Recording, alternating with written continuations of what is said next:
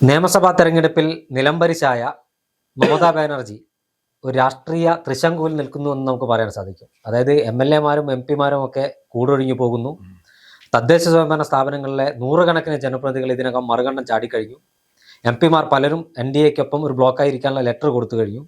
അതിനിടയിലാണ് മമതാ ബാനർജി സോണിയാഗാന്ധിയെയും രാഹുൽ ഗാന്ധിയെയും പേഴ്സണലായി കണ്ട് സംസാരിച്ചു. സോണിയാഗാന്ധി മമതയെ കോൺഗ്രസിലേക്ക് സ്വാഗതം ചെയ്തിട്ടുണ്ട്, തറവാട്ടിലേക്ക് തിരിച്ചു വരാൻ പറഞ്ഞിട്ടുണ്ട്, അവർക്ക് ചില പദവികൾ നൽകാമെന്ന് വാഗ്ദാനം ചെയ്തിട്ടുള്ള വാർത്തകൾ പുറത്തു വരുന്നു. മമതയുടെ രാഷ്ട്രീയ ഭാവി ഇനി കോൺഗ്രസിലൂടെ ആയിരിക്കുമോ? എന്തായാലും തൃണമൂൽ കോൺഗ്രസിലൂടെ മമതയ്ക്ക് ഇനി വലിയ ഭാവിയില്ല എന്ന് തീരുമാനമായിട്ടുണ്ട്. കഴിഞ്ഞ ഒരു 50-55 വർഷമായി ബംഗാൾ രാഷ്ട്രീയം നിരീക്ഷിക്കുന്ന ഒരാൾക്ക് രസകരമായൊരു കാര്യം കാണാൻ കഴിയും. അവിടെ ആരെങ്കിലും അധികാരത്തിൽ വന്നാൽ എല്ലാ ഗുണ്ടകളും തല്ലിപ്പൊളികളും അവരുടെ കൂടെ കൂടും. എന്നിട്ട് മറ്റവനെ അടിച്ച് നിരപ്പാക്കിയിട്ടുള്ളത്. സിദ്ധാർത്ഥ ശങ്കർ റായ് അടിയന്തരാവസ്ഥ കാലത്ത് അതിന് മുമ്പും അങ്ങനെ CPM-നെ അടിച്ച് നിരപ്പാക്കി.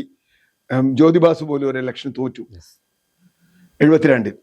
അത് കഴിഞ്ഞ് 77 അടിയന്തരാവസ്ഥ കഴിഞ്ഞു.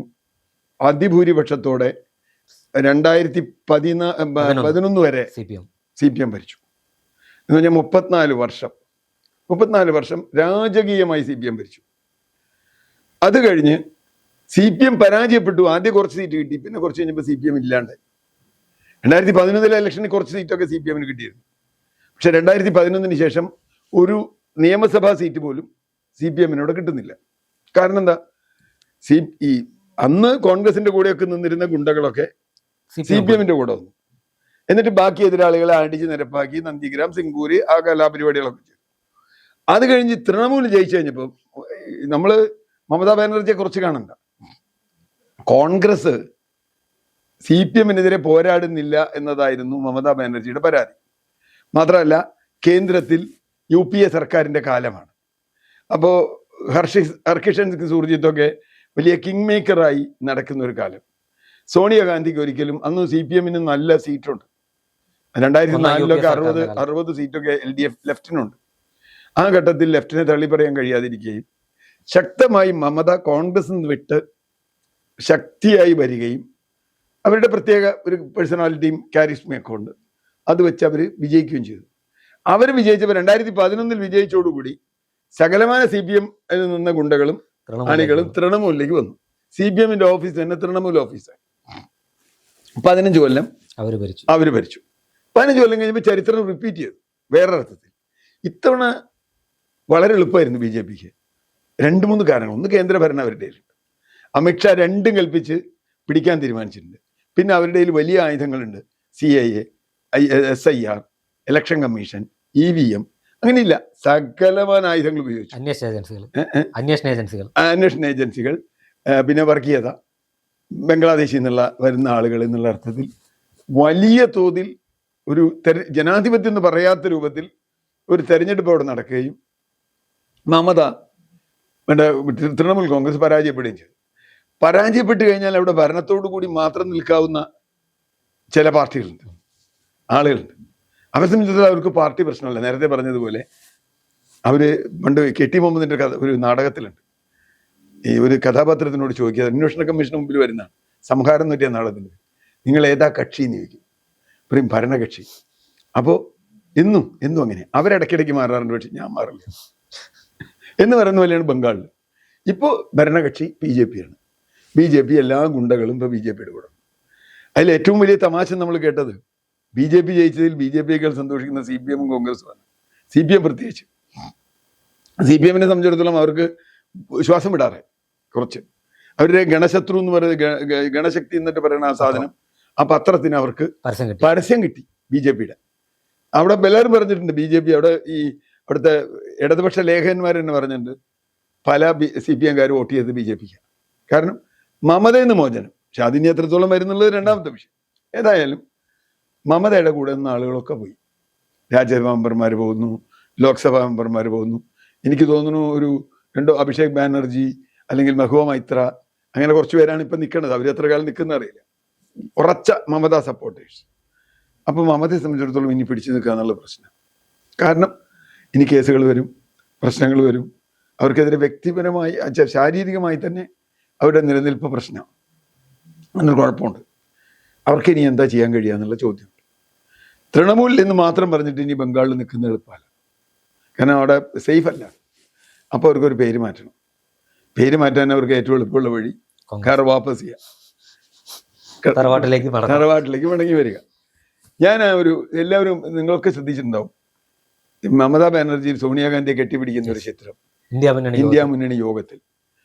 ഇത് ഒരു 5 കൊല്ലം മുമ്പ് തോന്നിയിരുന്നെങ്കിൽ ബംഗാൾ രാഷ്ട്രീയം തന്നെ മാറുമായിരുന്നു, ഒരുപക്ഷെ ഇന്ത്യൻ രാഷ്ട്രീയം മാറും.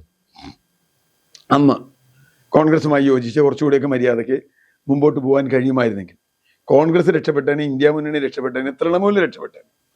ഇപ്പൊ അതിന്റെ എല്ലാ സാധ്യതകളും അടഞ്ഞിരിക്കുന്നു. ഇനി മമതയ്ക്ക് വീണ്ടും ബംഗാളിൽ കോൺഗ്രസ്സുകാരിയായി വരാൻ പറ്റും. കാരണം ബംഗാളിലെ കോൺഗ്രസ് എന്ന് പറഞ്ഞാൽ ഒരു ഉറങ്ങണ കോൺഗ്രസ് ആണ്. അധീർ രഞ്ജൻ ചൗധരി എന്നൊക്കെ പറഞ്ഞ് വെറുതെ ഇങ്ങനെ. ഇപ്പൊ ഞാനിപ്പോ ആകെ ആലോചിച്ചത്, ഇത്തവണ നിയമസഭയിൽ പിണറായി വിജയൻ പ്രസംഗം നടത്തിയപ്പോൾ ഞാൻ അധീർ രഞ്ജൻ ചൗധരിയാണ് ഓർത്തത്. പ്രതിപക്ഷ നേതാവ് അധീർ രഞ്ജൻ ചൗധരിയുടെ ഒരു പ്രസംഗമൊക്കെ കേട്ടാൽ നമുക്ക് ഏതാണ്ട് ഉറക്കമൊക്കെ വരും. എന്നുവെച്ചാൽ അത്രേ ഉള്ളൂ. ഞാൻ പിണറായി വിജയനായിട്ട് വേറെ അർത്ഥത്തിൽ കമ്പയർ ചെയ്തല്ല, അസംബ്ലി പെർഫോമൻസ്. അപ്പോൾ നോക്കിയൊക്കെ ഇങ്ങനെ പ്രതിപക്ഷ നേതാവ് വായിക്കുന്നൊക്കെ ഉള്ള ഒരു സംഭവം. അപ്പോൾ പ്രശ്നം അധീർ രഞ്ജൻ ചൗധരിയെ മറികടന്ന് ബംഗാളിൽ കോൺഗ്രസിന് പുതിയ വേരുകൾ ഉണ്ടാക്കാൻ മമതയ്ക്ക് കഴിയുമോ? ഒരു കാര്യം ശരിയാണ്, ആർക്കെങ്കിലും കഴിയുമെങ്കിൽ അത് മമതയ്ക്കാണ്, യാതൊരു തർക്കവും വേറെ ആർക്കും ഇല്ല. അപ്പം മമതയെ സംബന്ധിച്ചിടത്തോളം വേറൊരു ലാവണമില്ല. കോൺഗ്രസിനെ സംബന്ധിച്ചിടത്തോളം മമതയല്ലാതെ വേറൊരു കാർഡ് അവിടെ ഇറക്കാനില്ല, വേറെ ആരിറക്കിയാലും അവിടെ നിൽക്കില്ല. അങ്ങനെ വരുമ്പോൾ മമത അവിടെ കോൺഗ്രസ് ലീഡർഷിപ്പിൽ വരാം. മമതയ്ക്ക് ഒരു നല്ല സ്ഥാനം കൊടുത്താൽ മമത അവിടെ സെറ്റിലാവാം. അതിപ്പോൾ എന്ത് സ്ഥാനം കൊടുക്കും എന്നുള്ളതൊക്കെ വേറെ വിഷയമാണ്. ഉപാധ്യക്ഷ എന്നൊക്കെ പത്രങ്ങളിൽ കാണാനുണ്ട്, അറിയില്ല. അധ്യക്ഷ സോണിയാഗാന്ധി ഉപാധ്യക്ഷയായി അങ്ങനെ എന്തോ സംഗതിയൊക്കെ പറയുന്നുണ്ട്. അങ്ങനെയാണെങ്കിൽ, അല്ലെങ്കിൽ കോൺഗ്രസിൻ്റെ ഉപാധ്യക്ഷ ഗാർഗയുടെ താഴെ എന്താ, എനിക്കത് ക്ലിയർ അല്ല. എന്തായാലും KC വേണുഗോപാലിനോട് ഒരു പത്രക്കാർ വെച്ചപ്പോൾ അദ്ദേഹം പറഞ്ഞു എനിക്കൊന്നും ഇതിനെപ്പറ്റിയൊന്നും അറിയില്ല എന്ന് പറഞ്ഞു. അത് സ്വാഭാവികമാണ്, കാരണം അതാണെങ്കിലും അങ്ങനെ അറിയിക്കില്ലല്ലോ. സോണിയയും മമതയും തമ്മിലുള്ള ഒരു ചർച്ച മാത്രമാണ്. അത് കഴിഞ്ഞിട്ട് പിന്നെ എന്താ ചെയ്യേണ്ടതെന്നുള്ളത് ഹൈക്കമാൻഡ് തീരുമാനിക്കുമ്പോൾ വേണുഗോപാൽ അതിനെ ഡിപ്പെൻഡ് ചെയ്യും, അതിനെ സപ്പോർട്ട് ചെയ്ത് പറയും. പക്ഷേ ഇതല്ലാതെ വേറെ വഴിയില്ല, നോ വേ ഔട്ട്. മമതയ്ക്കുള്ള ഒരു കാര്യം എന്താ വെച്ചാൽ 100 പാർലമെന്റ് മെമ്പർമാർ കോൺഗ്രസിനുണ്ട് പാർലമെന്റിൽ. നാളെ ഏതെങ്കിലും ഒരു പാർലമെന്റിൽ നിന്ന് ജയിച്ചാൽ മമതയും പാർലമെന്റിൽ വരും. രാഹുൽ ഗാന്ധിയുടെ ഒപ്പം പ്രിയങ്ക ഗാന്ധിയുടെ ഒപ്പം മമതയും കൂടി ആ പാർലമെന്റിൽ ഉണ്ടെങ്കിൽ ഒരു പക്ഷേ രാജ്യസഭയിൽ ജയിപ്പിക്കാമല്ലോ കോൺഗ്രസിനാണ് വേണ്ടി. അങ്ങനെയും കോൺഗ്രസിന് ചെയ്യാമല്ലോ. അങ്ങനെ ജയിച്ചാൽ അത് വലിയ തോതിൽ ഉള്ള ശക്തി, പ്രതിപക്ഷ ശക്തി കോൺഗ്രസിനുണ്ടാവും പാർലമെന്റിൽ. അപ്പം എല്ലാ അർത്ഥത്തിലും അവർക്ക് കോൺഗ്രസിലേക്ക് പോകുന്നതാണ് നല്ലതെന്നാണ്, കോൺഗ്രസിനും അവർക്ക് നല്ലതെന്നാണ് ഞാൻ വിചാരിക്കുന്നത്. ഈ മമതാ ബാനർജിക്കൊപ്പം അടിയുറച്ചു നിന്ന കഗോലി ഘോഷിനെ പോലുള്ള ആളുകൾ, അതോടൊപ്പം തന്നെ ശത്രുഘ്ന സിൻഹ, അദ്ദേഹം നിരവധി രാഷ്ട്രീയത്തിൽ ചാടിക്കളിച്ചു വന്നയാളാണ്. ഇവരെല്ലാം പാർട്ടി വിട്ടു പോകും, അല്ലെങ്കിൽ താൻ വളർത്തി വലുതാക്കിയ ആളുകൾ ഈ പാർട്ടി വിട്ട് തന്നെ അനാഥയാക്കി പോകുമെന്ന് മമത സ്വപ്നത്തിൽ കരുതിയിട്ടുണ്ടാവുമോ? ബംഗാൾ രാഷ്ട്രീയം അറിയാന്നുണ്ടെങ്കിൽ കരുതിയിട്ടുണ്ടാവുമെന്ന് ഞാൻ വിചാരിക്കുന്നു. കാരണം ഏതെങ്കിലും പ്രത്യയശാസ്ത്രത്തിന്റെ പുറത്താണ് ഇവർ കൂടെ വന്നേക്കുന്നത്, അല്ലല്ലോ. ഞാനതാ ബംഗാൾ രാഷ്ട്രീയം പറഞ്ഞു. ഇപ്പൊ ഒരു കാലത്ത് കോൺഗ്രസിന്റെ അണികൾ, സിദ്ധാർത്ഥ ശങ്കർ റൈഡൊക്കെ ഗുണ്ടകൾ, ഏതെങ്കിലും പ്രത്യയശാസ്ത്രത്തിന്റെ പുറത്താണോ അവർ നിന്ന്? അവർ പിറ്റേ ദിവസം രാവിലെ CPM ഗുണ്ടകളായില്ലേ, CPMന്റെ ആളുകളായി. CPM ഗുണ്ടകൾ ഇരുട്ടി വെളുക്കുമ്പോൾ തൃണമൂലിന്റെ ഗുണ്ടകളാവും. ഇങ്ങനെ കൂടി ഗുണ്ട എന്ന് പറഞ്ഞാൽ വെറും ഗുണ്ട മാത്രമല്ല, ഈ പറഞ്ഞ പോലെ കാലുമാറി വരുന്ന ആളുകൾ. അപ്പോൾ അവർക്ക് പിന്നെ വേറെ എന്താ ചെയ്യുക? യൂസഫ് പട്ടാൻ ആളുകളൊക്കെ. അപ്പോൾ ഇനിയിപ്പോൾ വേറെ ചെയ്യാനില്ല, അവർക്കിപ്പോൾ അധികാരമില്ലാത്തടുത്ത് അവർ നിൽക്കില്ല. അധികാരം എവിടെയാണോ അവിടെ നിൽക്കുക എന്നതാണ് പ്രത്യയശാസ്ത്രമെങ്കിൽ ആ പ്രത്യയശാസ്ത്രം അനുസരിച്ച് അവർ പ്രവർത്തിക്കുകയുള്ളൂ.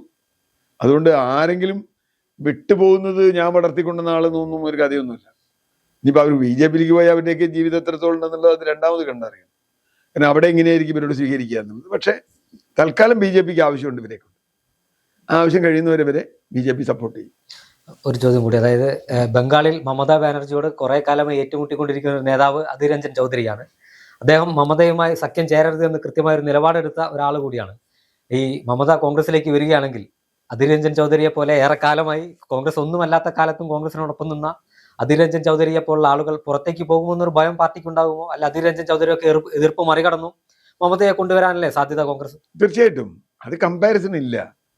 അധീർ രഞ്ജൻ ചൗധരിയും മമതാ ബാനർജിയും തമ്മിൽ ബംഗാൾ രാഷ്ട്രീയത്തിൽ താരതമ്യമേ ഇല്ല. കോൺഗ്രസിൽ എല്ലാവരും പോയല്ലോ, കോൺഗ്രസിന്റെ കൊള്ളാവുന്നവരും കൊള്ളാത്തവരും ഒക്കെ പോയല്ലോ. അവസാനം പിന്നെ ശേഷിക്കുന്ന ഒരു ഖനി ഖാൻ ചൗധരി ഉണ്ടായിരുന്നു, അദ്ദേഹം പോയി. അദ്ദേഹത്തിന്റെ മകള് എവിടെയൊക്കെ ഉണ്ട്. പിന്നെ അധീർ രഞ്ജൻ ചൗധരിയാണ്. അതുകൊണ്ട് ഞാൻ വിചാരിക്കുന്നത് അധീർ രഞ്ജൻ ചൗധരി ഇനി മിണ്ടാൻ സാധ്യതയില്ല. മിണ്ടിയാൽ തന്നെ അയാൾക്ക് അതിനുള്ള മൂല്യമില്ല. കാരണം ഒരു അസംബ്ലി സീറ്റ് പോലും ജയിക്കാൻ പറ്റാത്തവരോട് പിന്നെ എന്ത് വർത്താനം പറയാൻ? ലോക്സഭയിലും യൂസഫ് പത്താനോട് തോറ്റു. അപ്പൊ പിന്നെ ഒന്നും ചെയ്യാനില്ല.